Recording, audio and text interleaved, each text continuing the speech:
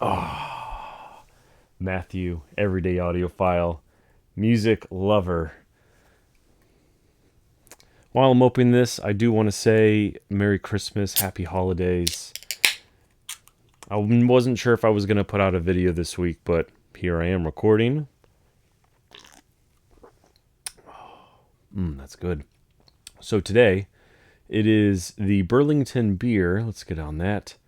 Little Wizard IPA. Never had it before, as with every beer that I've had on this channel.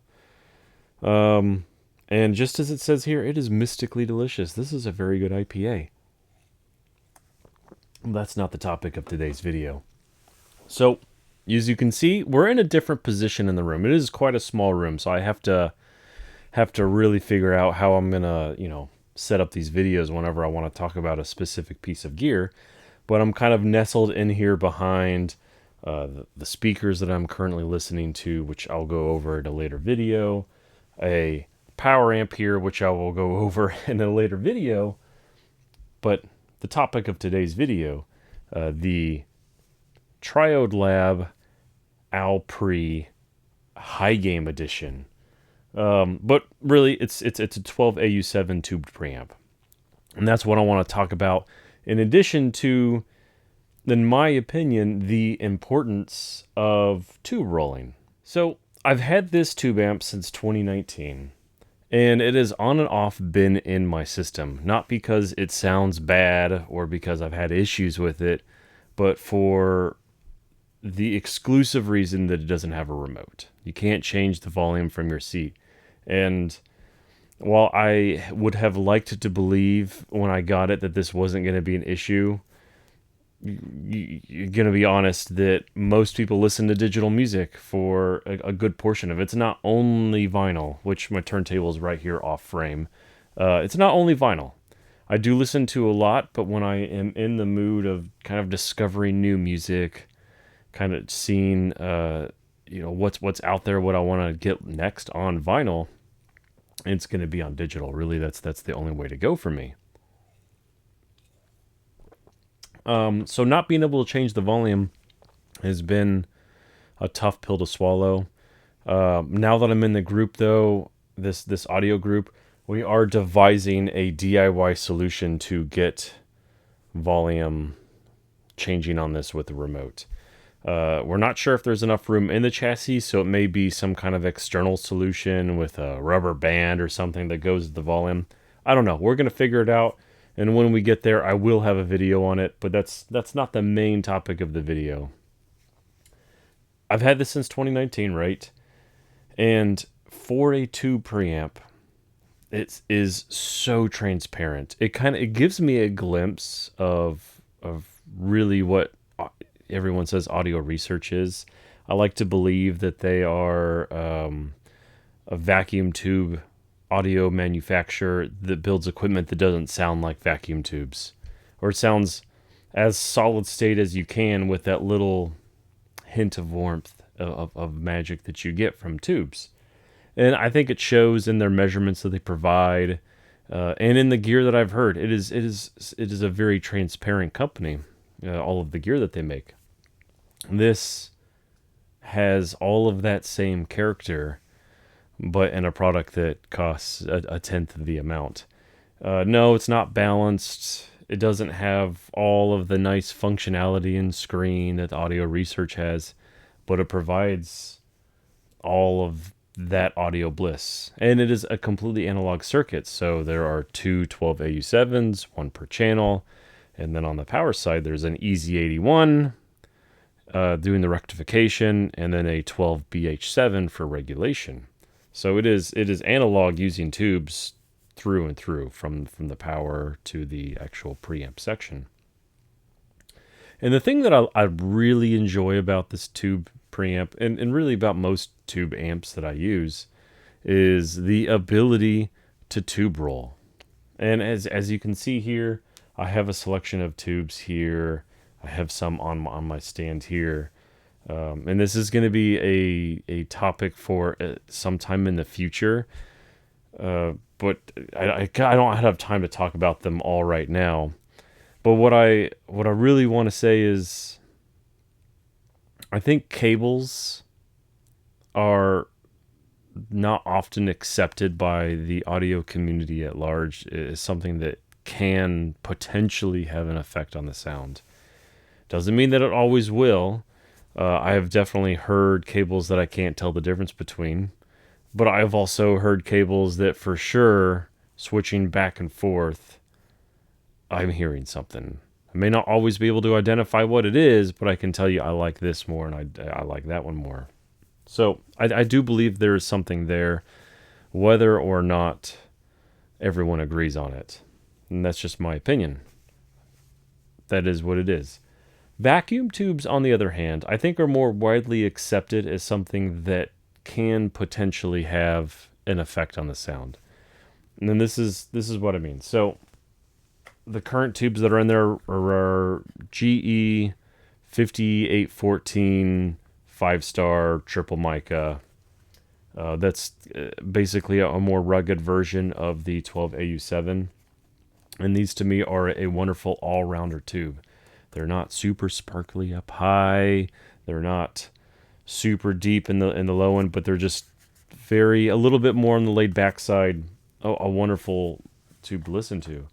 When I want something that's a little bit more sparkly up top, I'm going to grab the RFT 12AU7s. You'll have to excuse the packaging around here is so that I can catalog these. I have a lot of tubes. So as I'm going through these tubes and making notes of the sound characteristics that they have, it allows me to put in different speakers.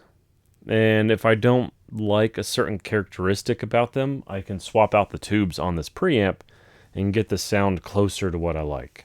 Yes, I should be just listening to the speaker for what it is, but isn't the goal of everyone in the hobby to find a system that they enjoy? So, I mean, I'm the same way there. So, yes, I will listen to the speaker, but I think it's very important if you have these tubes to go out and, you can read reviews. You can see back here.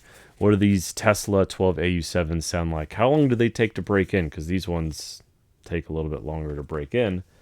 And how do they compare versus other tubes? I think if you shop smart, you can get away with spending $60 here, $80 there, $40 there, and you can compare them against the more modern JJ tubes or Electro Harmonix or assume I'm going to have the Ray Select 12AU7, so I'm going to compare very tight tolerance modern tubes versus these RCA black plates from 1953.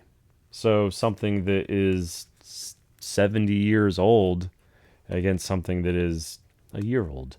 I think that'll be a very interesting comparison. But again, it's a topic for another video. Oh man, this is a mystically delicious beer, that's for sure. All right, I want to circle back to this. So, what are the features of this preamp? It has a volume knob, that's the one here on the left, and it has an input selection. By default, when you order it from Frank or order any of his preamps, he usually has 4 inputs, so he has 3 line level and 1 phono stage. It's usually a moving magnet phono stage, though you could use a step-up transformer to get the gain that you would need for a moving coil. I have used this phono though with my Riga turntable, and yes, you do have to crank the volume, but you do get a pretty decent sound out of it. It's not something that I would recommend, but for moving coil, but for moving magnet, I think it's a wonderful sounding phono stage. So the input selection here, volume on the other side, power is on the back, and that's really all there is to it. There's 2 pre-outs, 1 for each channel, and a tube cage that's over here on the ground that I never use because it's not that great looking, if I'm completely honest. But anyways, It is one of my favorite tube preamps. Like I said, it is very transparent. It's very quick on its feet. What it adds to the music that I don't get from a solid state preamp. So like down here, you can't see it. It's right out of frame. I was using the Live Harmony HP2A, and I think it is a really, really good solid state preamp.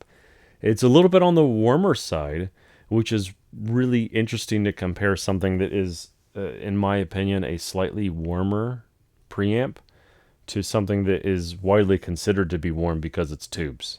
So the harmonics are going to be difference between the two, but what are the sound characteristics between it?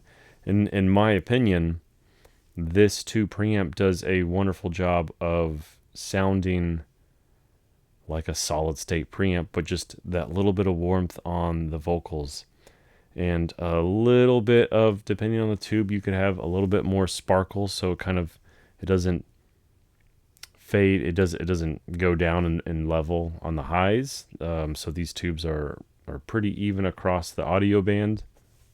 But again, you can switch that out. So it does a great job of allowing you to tube roll. But in the case that I have it, I get great bass. I get great separation of instruments.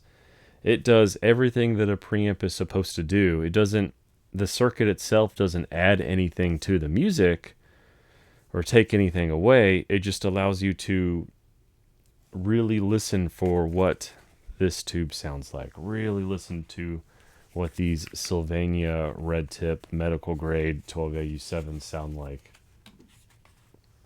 So,